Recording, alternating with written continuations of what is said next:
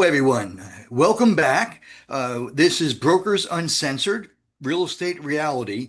And I'm Steve Zaris. We have Shad Boucher and Becky Dewey here. We are all managing brokers with Remax Alliance Group. We are excited about these podcasts. We hope you are as well. This is raw and real. What that means is that Shad and Becky, they have no idea what I'm going to ask them. You're going to get true, genuine answers from the two of them. Uh, Let's be honest, Steve. You'd get true answers anyway, even if I knew Yeah. what it was. yes. And I just want to say that Becky and myself are world travelers. If you look at our background, and Chad decided to stay and take care of all of our offices for us. She's got a nice little bookcase in the back there. So anyway, we're going to have some fun, and we hope that our video is helpful to everybody who watches it. You'll get our contact information afterwards. But here we go. Today's topic is why do good realtors leave our industry? And we're going to start off with Becky.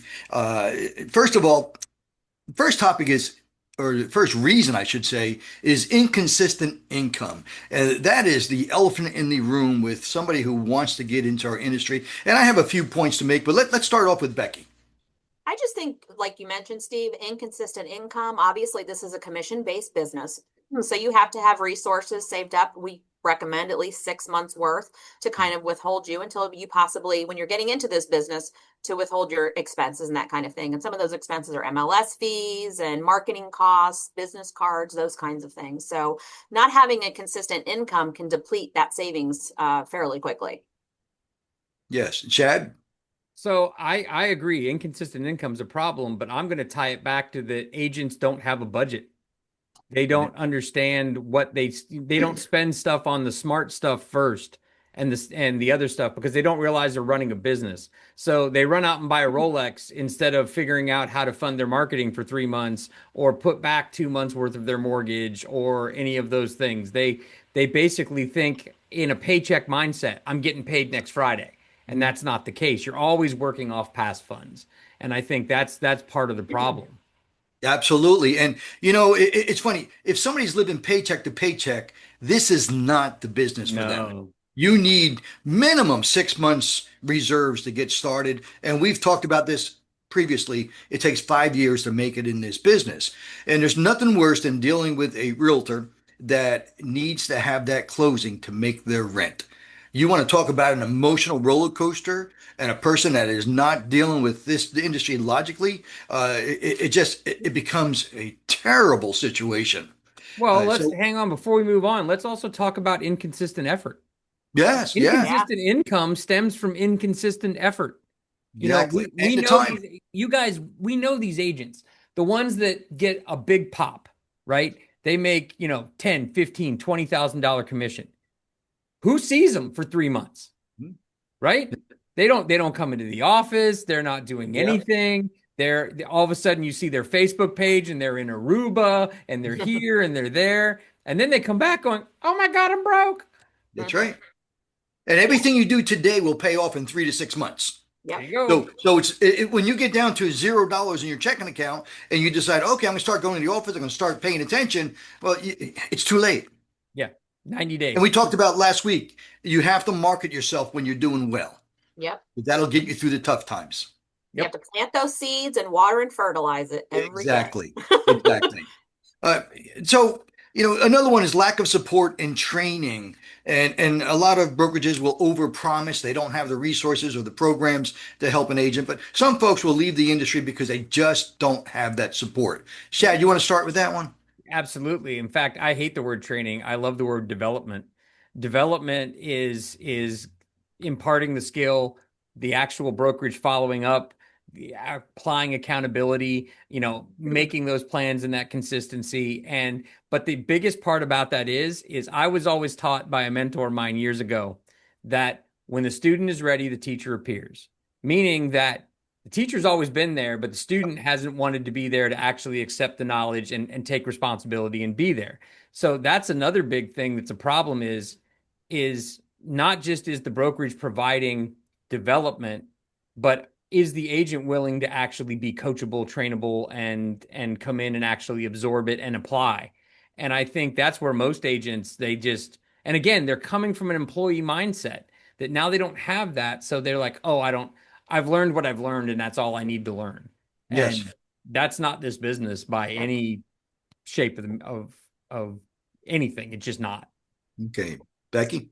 I think it kind of boils down to is you get what you pay for. You know, Yes. I mean, There you go. cost is only an issue in the absence of value. So, Ooh, I love that one. Yeah. woo! Darren Hardy. I love that yeah. one. Yeah. So, I mean, agents go, they go for the low fees and high split and that kind of thing. And, at the end of the day, they don't have the manpower or the resources, those brokerages. I mean, you think about it, how does the brokerage make their money and keep the lights on? You want an office and you want all these tools, but if the agents aren't contributing through a split or something like that to be able to provide those services, it has to come from somewhere. Yeah. So, there are a lot of companies out there and, there are some agents that work great under those, environments, but a majority do not. Yeah, No, the yeah, agents that absolutely. survive, they're the 1% of the 1%. Yeah. Yes. I mean, And we've all met realtors who work for some of these companies, and there is no support at all. And even for contract questions, any of our agents can call any one of us up, and we'll help them through it. Some brokers will tell them, "Hey, you got the helpline for Florida realtors? Give them a call. I have a funny. They'll answer I your have a funny- questions. I'm trying to have a martini here. Don't bother me. I was talking to an agent about joining the brokerage. This was a couple of years ago. And she was, really grilling me about support and if she had questions or issues or whatever the case may be. And I'm like, literally, that is my job. I work for the agent. So I'm here for as much or as little as you need me. So I'm going through all of that with her. And she's like, well, what would you do in this circumstance? And I answered her question. She goes, oh, and I go, well, why? May I ask what your broker, if you had the same situation at your current brokerage, what did your broker recommend you do? Oh, you wait for it. Google it. Oh my goodness. There we go. Google it. Yeah, but Wow. I think all three of us have called FAR's legal hotline in the years we've been doing this. Yes. Have any of you ever gotten a straight flipping answer from No. any of them? Like, No. do this, or if you do this, you're fine. It's, well, you could do this, or you Yeah. could do this. And I'm like, well, yeah, but that's not, which one do I do? Well, you can do this, or you can do, okay. I came to you because they don't want to be on the hook for anything. Well, Call back and 5 times with the same question, you'll get 5 different answers. yeah, and then they appear to be non-committal sometimes. Yeah. But at the same, to stick up for them a little bit, maybe we're not asking the right question. Whereas if you have a broker in front of you and you can look at the paperwork together, then the Right. conversation is guided appropriately. Right. Correct. 100%. And it's just one of those things where it's insane to think that there are brokers out there that, I mean, because ultimately we're on the hook. It's our brokerage and our license that's on the hook for the conduct of the agent. So That's right. if you can't advise, I mean, it's one of those things. But then again, let's be honest, there are also agents out there that don't come to you until the building's on fire. That's right. Well, I will say this before I move on to the next topic. Our brokerage has exceptional support and services for our realtors, and I'm proud to say that. And I'm sure the both of you feel the same. Well, look, we have in-house counsel. I mean, we have the legal hotline. Did you say in-house counseling or counsel? Yeah, well, we should have an in-house counseling, but clearly we should probably have We are the in-house counseling, and we also have in-house counsel. Yes, exactly. Sorry, Shad. We're the in-house counseling. You're not wrong. You're not wrong. It's actually, not to get off topic too much, but I've actually thought about putting a bar cart in my office and at some point making sure there's 2 keys to open it, one to my admin and one for me, so that there's at some days, because this business is not for the weak, not even close. That's right. All right, let's go to the next topic, and I know you're going to love this. Let's talk about burnout. Shad, start. All right, so burnout. I didn't take a vacation for the first 9 years I did this business because I was struggling to build a business. And then all of a sudden I went to a couple of courses about scheduling and setting boundaries and things like that. And I built a very, very consistent business. But the problem with most people is they don't schedule their time. They don't triage their activities, meaning they do exactly what they need to do when they need to do it, and everything else kind of takes a back seat. They don't prioritize lead generation. They don't put things in their place. They think that going and becoming a lifelong learner is going to help them when all they're moving is from shiny object to shiny object, Yes. shiny object. And then eventually they just go, oh, this isn't for me. And it's not. You've been putting in massive effort just in the wrong direction. Yeah. And that's why people burn. Yes. Becky? I think this is huge. I think agents in general just really suck at time management. And they don't. And you can take days off. You're allowed to take days off. You're allowed to Yep. block those days out. You're allowed to take vacations. You're allowed to not work nights and weekends. I mean, these are things you have to do, but you have to be organized and you have to run your calendar. Your calendar doesn't run you. And there's just certain topics and ways that you ask people. You don't ask a customer when they're available. You say, I'm available at this time or this time. Which one works best for you? Because chances are you have a kid's soccer game at 9 a.m. on Saturday. When do you think that person is going to be available? 9 a.m. on Saturday. Now you've backed yourself into a wall. Then now you're going to miss your kid's soccer game because you didn't plan accordingly. So Well, it happens a lot. piggyback off that. Everyone is a client. Hmm. Your wife's a client. Your kids are clients. All you have to say is, I'm sorry, I have a client meeting at 9 a.m. on Saturday and I Mhm. can't be there. They don't need to know that's your kid's soccer game. Right. That's a massive thing. The second thing is make sure you bookend your boundaries. I get agents all the time that come in on a Saturday and they say, oh my God, I was out with the Johnsons showing property. I had to meet them at 10 a.m. and they had me out all day because they kept wanting to look at more and more and more and more. I said, oh, wow. So you set an end time for you to be able to show on Saturday and they just disregarded it and kept you out all day? And guess what the answer from the agent is? No. Well, no, I didn't set an end time. Well, then the expectation from the customer is you're available all day. Yes. Right. Yeah. So you didn't say, yeah, absolutely. We can look at property on Saturday from 10 to 1 because Listen, I've got I another preach. meeting. I preach all the time to agents. They have to have balance in their life. If Mhm. you don't have balance, this industry is going to eat you up. I grew up in restaurants. We worked long hours, and there, very rarely did you have a day off. Now I am in complete control. This Saturday, I'm taking Saturday off. We're going to see Monster Trucks in Tampa. We're looking forward to it. It's going to be a great time. Ooh, But one of I- those I- monster jams, right? My Yeah, grandson's going yes. Where, Sunday for his where birthday. you pay for the whole seat, but you'll only need the edge. That's right. That's right. So, but the point is, you need balance in your life. And Yes. sometimes that might be my wife and myself sitting in the driveway in our chairs while our dog is watching the squirrels climb the trees next and waiting for them to get close enough so we can chase them. We're just relaxing. You've got to have that downtime. And if an agent is constantly working and they have no downtime, they're going to burn themselves out. Quickly, Well, very quickly. Yep. There's actually a corporate term for it called constant whitewater. Yeah. And the point is that life is a river. And if you're constantly in the whitewater, you're just going to burn. There's no quiet time on the river. They call it constant whitewater. And I think you are both of you familiar with Robert Kiyosaki's cash flow quadrant? Yes. Yes. Yeah. 2/3 of your life should be spent on personal and family, 1/3 generating the money to support the other 2/3. Yes. But you have to be regimented. Yeah. That's right. All right. Let's move on to the next topic, and that would be market conditions because they are always changing. Becky, you want to start talking about that one? Yeah, you got to be flexible in this business and you got to be ready to shift your sales, as they like to say. Listen, the last 5 years alone, we've had, multiple hurricanes in our market. We've had we've had a pandemic. We've had, changes within the industry. I mean, none of those situations, any one of them was easy to deal with. Combine all three of them in a 5-year span, and that can send you in a tailspin. And it's just all about adjusting those sales and educating yourself and working your sphere of influence and keeping to your tasks. I mean, you don't veer from your money making activities and lead generating. Yeah. All right. Chad? I'm just going to kind of piggyback on what she said. It's consistency of action. Yes. If you need to sit down and pivot, if you're so hard lined, I'm a listing agent. Okay. Well, if listings are hard to come by or not selling, you're going to starve. So if you can't pivot, if you can't move your business, if you are so like with blinders on that I'm just this, I'm just a buyer's agent, I'm just a listing agent, I just do rentals. No, walls are built of bricks. So Yes. 25% of my business comes from here, 25 comes from here. So at any time that there's a market shift like Becky's talking about, you move. Yeah. You just dedicate more time to this stuff that is working and less time to the stuff that isn't, but you don't abandon it.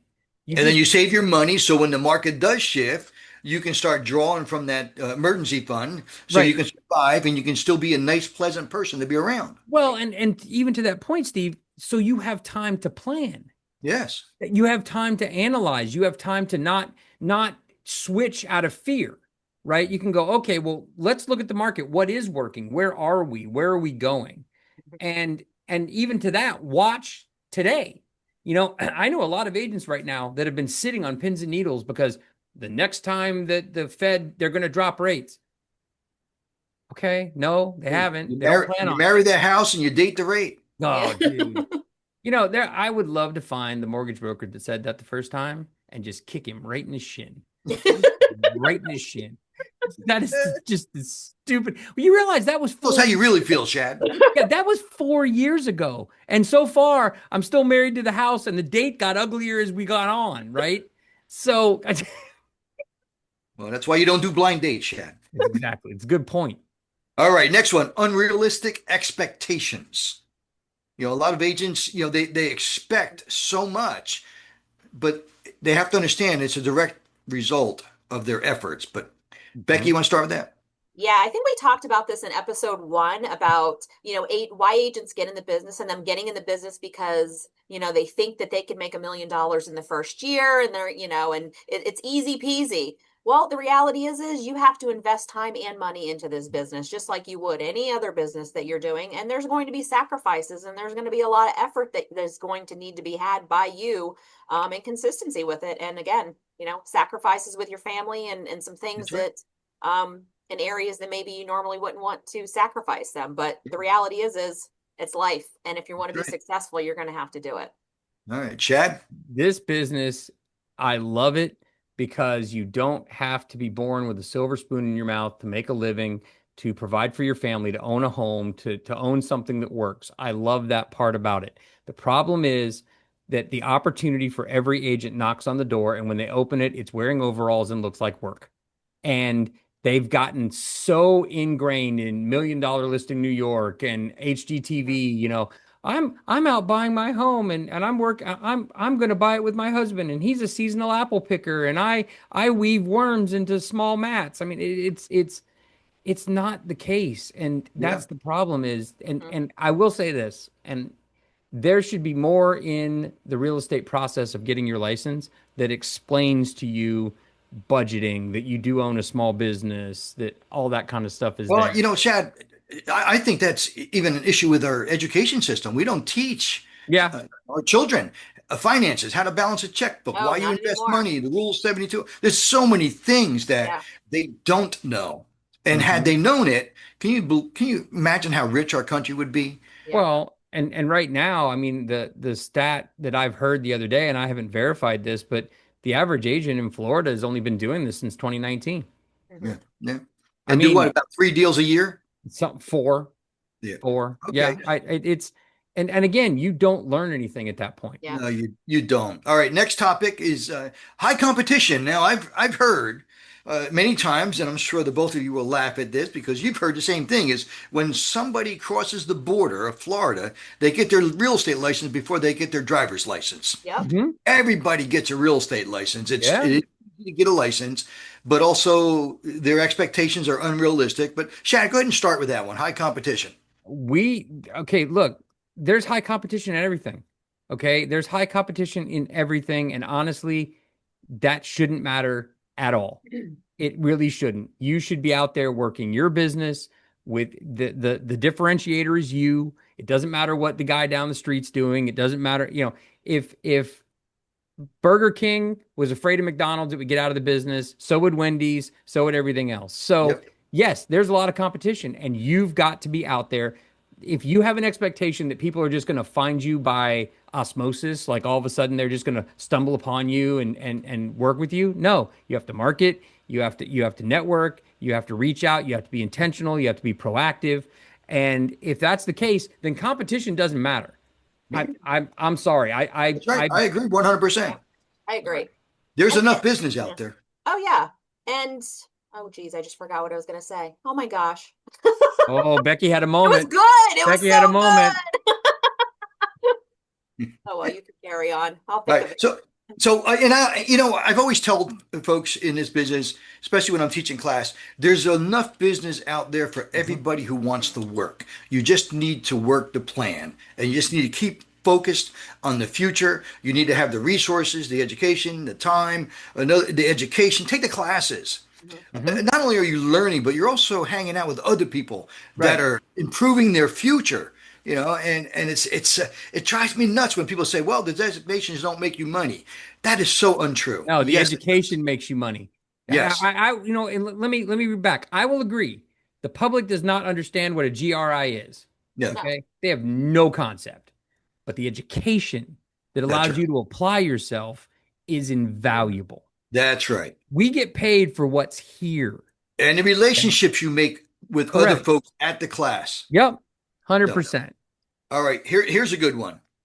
Beck, I'm gonna let you start with this one because Oh, this is a this topic is lack of business skills. There's so many people that came from Yep. an industry or a job. They don't understand what it's like to have a business, regardless of what that business is. Then they get into the real estate industry, and this is 100% your business yep. within the framework of your brokerage in the industry. So if you would talk about that. I mean, certainly. I mean, I think getting a business coach or any type of coach, whether it be your managing broker if they're coaching or, hiring a physical coach to coach you through some of these tasks and keeping you accountable and, and building your business. And obviously, I know Shad, we talked about this in the one of the episodes as well, hiring a CPA. I mean, they're Hmm. going to be your best friend. They're going to tell you what you can deduct, what you can't deduct, keep you on task and, paying those quarterly taxes. Those are a huge part of owning your own business because you can get yourself in debt and in a situation really quick for sure. Yes. Yes. Shad? I think when you get into this business, you need to lean on people that have walked where you've walked. And if you're not, that's one of the things I think is a problem is agents teaching agents. Because a lot of the agents out there, they've done 3 deals last year. They have no right telling you how you should budget, what you should be spending on lead generation, all of those things. And you need to hire experts until you are an expert. So just like Becky said, hire a CPA until you understand the tax implications well enough to possibly not need them. But I'll be honest with you, as soon as you understand the tax implications, you're going to want them even more. That's And right. and so, going out there and you're hiring experts. And in a lot of ways, those experts, the ones that really have a push on your business, is your brand, your broker, and the people that you surround yourself with. If you surround yourself with millionaires, you'll be the next one. If you Absolutely. Yes. surround yourself with a bunch of broke, lazy people, you'll be the next one. And our job as managing brokers, we kind of guide our Yeah. realtors. We Yeah. can't hold their hand through the whole process, but we can guide them. I'll give you an example. We just hired somebody from another brokerage. I won't say the name of the other brokerage, but we just hired them. And we have another person that's in our office, and his goal is to do 30 deals this year. So next week, the new guy and the guy wanting to do 30 deals this year, I'm taking them both out to lunch so that they can start to develop that relationship. And it's important that somebody in this industry starts seeking out those who are successful. And I would say take them to Starbucks. Lunch is expensive if you don't want to do lunch. You have a limited fund, but take them to Starbucks or do something and pick their brain a little bit. I have never ever turned anybody down who wanted to learn something about what I know. Never. Hey, Well, and I listen, think just show up in the office, the camaraderie in the office, and Yeah. just being in the office. And I'm not saying you need to sit in the office 8 hours a day, but just being in the office and talking to agents and, hearing about circumstances that are happening with their transactions and that kind of yeah. thing. Those are learning experiences and just general knowledge of things that can occur within Absolutely. industry is priceless. Absolutely. If you do this business and you're kicking and stumbling over rocks that other people have already kicked and stumbled over, it's your fault. Yeah. Because there are people there, or there should be people there that are willing to teach you and willing to learn. And I think, part of this too is I'm going to go back to one other thing. Realize what the value is of things that a brokerage provides other than just your split. That's right. Okay? That's Getting right. 100% of no opportunity to make money. Yep. And Give you're me on that. your own. You are on Mhm. your own. Yep. All right. Next topic. life changes. Things happen in our lives, and it may cause somebody, if they're ill or a family member, or they got to move out of state to take care of a parent. Things happen in our lives Yep. that cause change, and there's not a whole lot we can do about that. But Becky, you want to talk about that for a moment? It's happened quite frequently, and unfortunately, the older we get, we kind of see that happening more Yes. frequently with the life changes. And the reality is, I've had agents that have been in that circumstance, and they've gotten their real estate license and moved out of state, and thinking it's going to be just as easy and to be able to quickly establish their business as quickly and or not even quickly, but as well as they did in this particular state, which is great. But again, when you're moving to another state in this circumstances, you're going to get into real estate, you're starting over. Yes. You are starting over as a new agent. And, I've had that experience where I've had agents, move here from other states, and they were, been in the business 30 years and were topping their office there, and they come here and they're at the bottom of the barrel and they don't know anyone, and it's starting over. But the life experience certainly, and situations will certainly put a damper on their business Yes. and the situation. And sometimes they are forced to go get a salaried position to be able to sustain their household. That's right. Shad? I think that if you build your business intentionally from day one when you become a real estate broker, then you can follow that plan. If you have to move anywhere in the country, you can basically, in fact, I have an example right now. I have an agent that is part of my office who built a huge team in Canada. And all of a sudden during the pandemic, he just decided to pull up stakes and move to the US, literally through kind of like through a dart, and landed in Tampa. And he's now basically doing exactly what he did in Canada and rebuilding his business here. And he And has to have the resources so he can survive. correct. And he liquidated everything there and he's here. But the amount of traction he's been able to get in 4 years is just incredible. He's pulling money out of Canada, getting it to invest in Florida. He's building a sphere here. He's a Brian Buffini trained agent, so he's just basically, yes, he understands. He's back to step one, but he understands what step one is, and step two, and step three, and He's he's a just textbook executing. realtor who had his resources, the education, and he knew what he needed to do to make it happen, and he made it Yep. happen. In That, fact, that- in fact, I had him teaching a class the other day in the office about cold calling, about going after expireds and withdrawals and FISBOs and all that stuff. And he basically, the entire class was just jaw dropped because he laid out exactly Yeah. what he does. Yeah. Good. All right. Next topic would be the cost of staying active. We have continuing education, we have dues. Shad, you want to start with that one? Yeah, it's not high enough.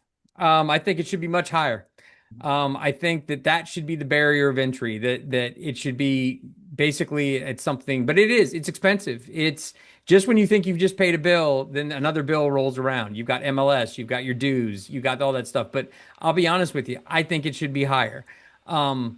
If you're doing business, it shouldn't be that big of a deal, but you do have to look at cost first.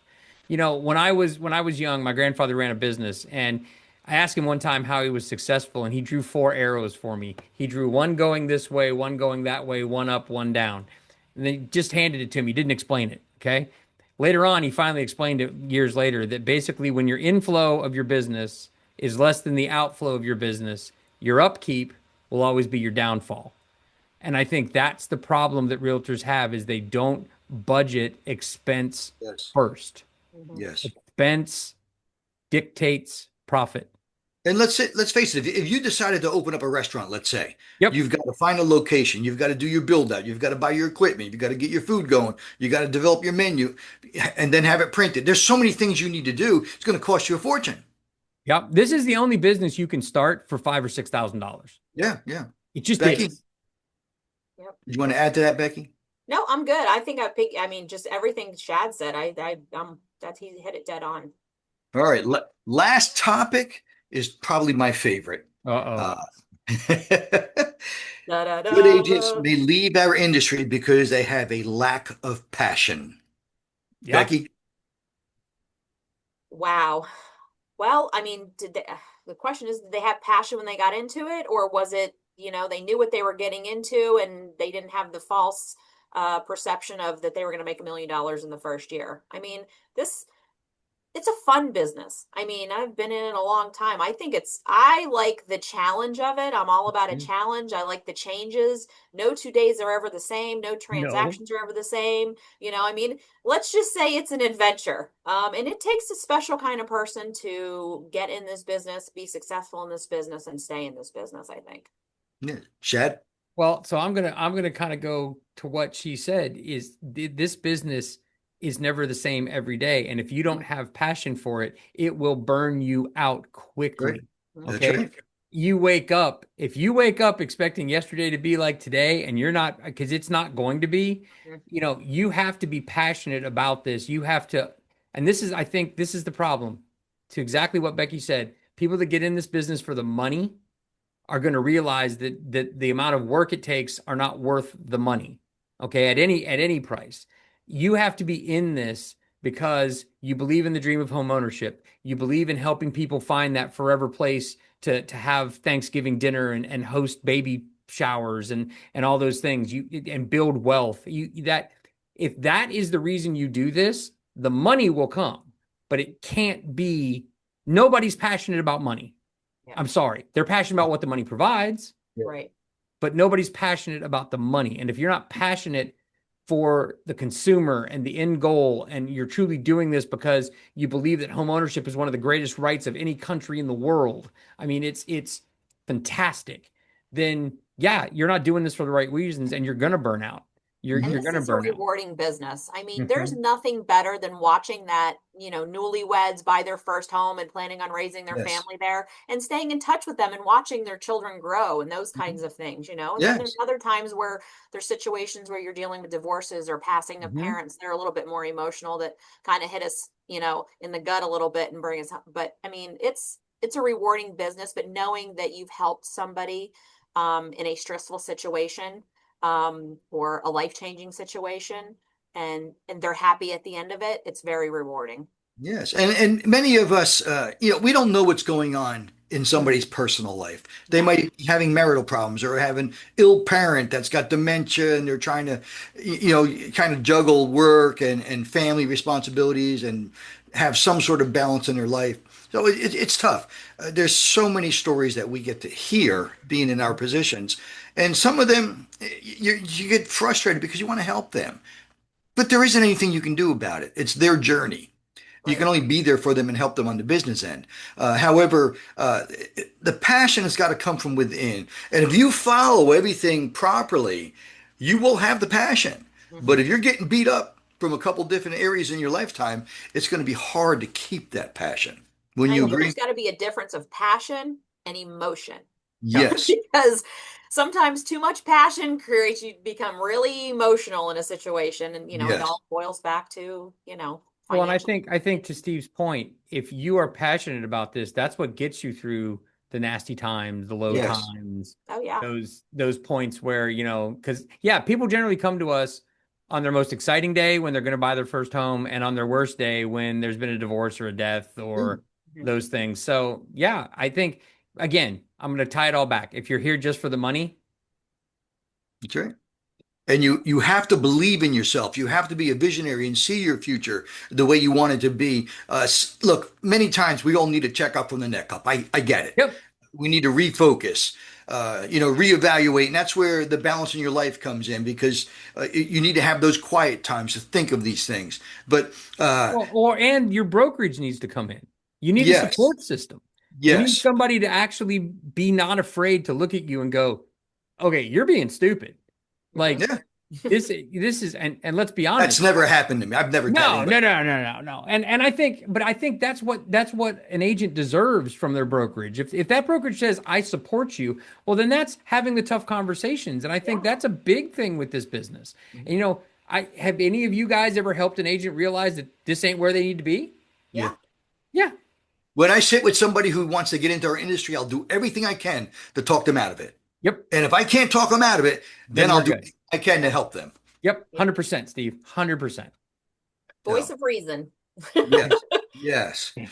All right. Well, this is an exciting episode again. I'm really enjoying this, and I hope the folks Awesome. watching our podcast are, you're enjoying it as well. This is Brokers Uncensored, real estate reality, and again, I keep saying this is raw and real. We're just talking, and this is we're not making any of this up. We're just talking as we go, and please like and subscribe and continue to watch us and share it. Tell your friends, and if you are in a place that you're not happy, please contact us. We're here for that, and otherwise, have a great day, a great week, and set some goals and have balance in your life, and hope to see you soon. Talk to you. Thank you, Shad. Thank you, Awesome. Becky. Thanks. Thanks, Steve. Have Bye a good now. one. Yep.